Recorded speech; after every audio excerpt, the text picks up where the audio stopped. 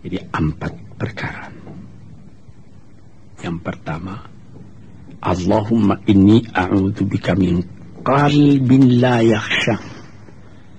Aku sangat berlindung kepada Engkau ya Allah, janganlah sampai terjadi hati saya itu tidak khusyuk lagi. Ini bahaya ini. Mulai bahaya, mengancam kepada manusia kalau hatinya tidak khusyuk lagi. Hati khusyuk yaitu hati itu tentu jelas tujuannya kepada Allah. Allah menjadi pegangannya. Allah menjadi bentengnya. Allah menjadi ingatannya. Allah menjadi tujuannya. Dan kepada Allah dia kalau sembahyang menghadapkan diri, menghadapkan hati, maka permohonan kita yang pertama kepada Tuhan, ya Tuhanku, janganlah sampai hati saya ini tidak khusyuk lagi. Sebagai orang Islam, kita sembahyang 5 waktu. Di dalam Al-Quran dikatakan sembahyang itu ialah khusyuk, terpadu ingatan kepada Tuhan. Tapi kalau kita sudah, hati itu sudah mulai ditumbuhi penyakit, walaupun sembahyang, mulai sejak Allahu Akbar, pikiran sudah menjalar kepada yang lain. Piutang belum menerima, utang belum terbayar, makanan belum masak, macam-macam lah yang teringat. Padahal kita dalam sembahyang. Ini apa arti sembahyang tadi lagi? Ini sudah mulai berbahaya ini. Banyak orang yang tidak meninggalkan sembahyang, tapi tidak ada bekas dari sembahyang itu kepada kehidupannya. Di dalam sembahyang kita baca inna salati wa nusuki wa mahyaya wa mamati lillahi rabbil alamin. Sesungguhnya sembahyangku dan ibadatku dan hidupku dan matiku sama sekali terserah kepada Allah. Ini dirasakan dalam hati, bukan cuma disebut di dalam mulut.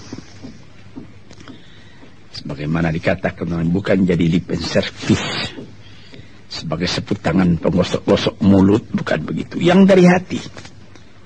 Kalau sudah dari hati yang khusyuk, ini berbekas kepada kehidupan. Aku tak takut menghadapi segala keadaan dalam hidup, sebab hatiku bertali dengan Tuhan. Dari Tuhan aku datang, kepada Tuhan aku akan kembali. Ini namanya hati yang khusyuk. Tapi kalau sekiranya bacaan tetap fasih, tapi tidak ada lagi dari hati, melainkan rutin saja. Sembahyang 5 waktu sehari semalam, tapi tidak merubah kepada perangai, tandanya sembahyang tadi tidak khusyuk. Ini yang pertama kita minta kepada Tuhan. Janganlah sampai kita mempunyai hati yang tidak khusyuk, hati yang tidak teringat kepada Allah. Kalau hati tidak ingat lagi kepada Allah, maka segala pekerjaan yang terlarang sudah ringan saja kita mengerjakan. Menipu, berdusta, membujuk orang lain mengerjakan perbuatan yang salah, mencela, memaki. Itu karena tidak ingat kepada Allah, cuma ingat kepada diri sendiri saja. Ini yang pertama. Yang kedua dikatakan, wa min ilmin la yanfa'. Dan aku berlindung kepada Engkau ya Allah daripada ilmu yang tidak memberi manfaat. Padahal disebutkan oleh ahli-ahli, ilmu yang memberi manfaat itu membawa manusia kepada iman. Al-ilmu yad'u ilal iman. Ilmu itu membawa manusia kepada iman. Sekarang sudah ilmu banyak, tapi tidak membawa kepada iman, melainkan membawa kepada celaka. Sudah maju kepandaian orang, ilmu pengetahuan orang, teknologi orang, sains orang, knowledge orang, dan segala macamnya. Tapi Tidak ada manfaatnya kepada manusia. Cuma bahaya karena ilmu tadi yang datang kepada manusia. Sebagaimana ilmu manusia di abad ke-20 yang sangat penting, yaitu tentang tenaga atom. Maka timbullah bom atom, bom hidrogen, nuklir, sehingga manusia diancam sekarang ini oleh bahaya atom itu di mana-mana. Apabila kita lihat di televisi bagaimana mengadakan demonstrasi di Australia, di Jerman Barat, di tempat-tempat yang lain, melihat bagaimana bahaya atom itu kalau terjadi perang dunia yang ketiga. Ya Rabbi ya Karim, bom atom yang jatuh di Hiroshima itu belum ada artinya dibandingkan dengan bom yang sekarang, yang sedang disimpan oleh kerajaan-kerajaan, oleh negara-negara besar untuk menghancurkan. Nah, ini ilmu ini.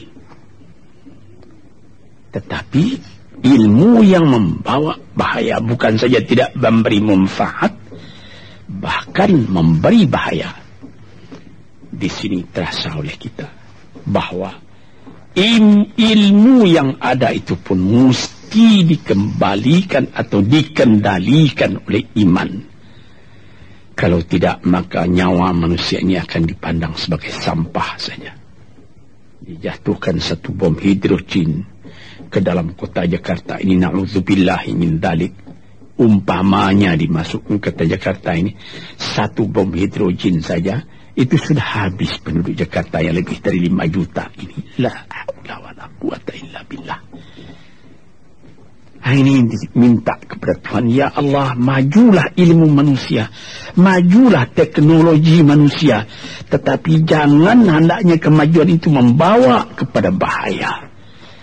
Jangan ilmu pengetahuan itu membawa kepada yang tidak memberi manfaat. Ini doa yang kedua kepada Allah, Tuhan sarwa sekalian alam. Yang ketiga disebut lagi, wa min nafsin la tashba'u, dan aku berlindung kepada Allah daripada nafsu, daripada diri, daripada ego, daripada tiap-tiap masing-masing diri ini yang tidak merasa kenyang. Ini juga bahaya besar.